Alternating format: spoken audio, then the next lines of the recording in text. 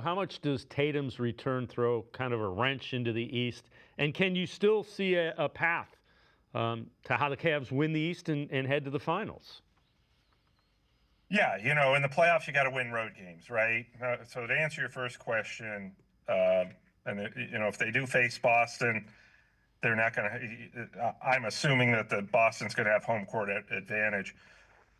Listen, Jayson Tatum creates a whole another animal, as does Nikola Vucevic, who they got at the trade deadline, who's a big guy who can step out and hit threes.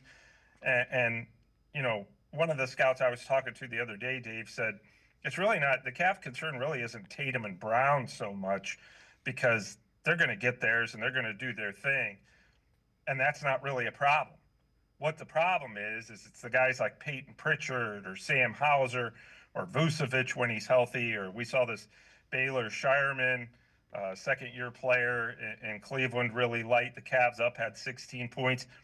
It's those guys, because you're putting so much focus on Brown and Tatum that it kind of leaves those guys almost as open and forgotten, and they can really hurt you. So in that sense, yeah, now you have to not only contend with trying to slow down Brown and the other guys playing off of him, but now you got to try to do the same thing with Tatum, and we've seen the Cavs struggle with that in previous seasons. But I think that the Cavs are going to be very difficult to stop offensively in the postseason because of Harden, Mitchell, Jared Allen. I suspect Evan Mobley will continue to, develop, run with the Harden and the new group.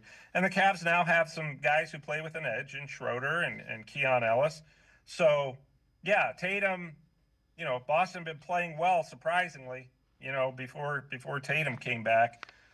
So it does add another wrinkle, but listen, I think if the Cavs are playing at their best, they can beat just about anybody in a 7-game series.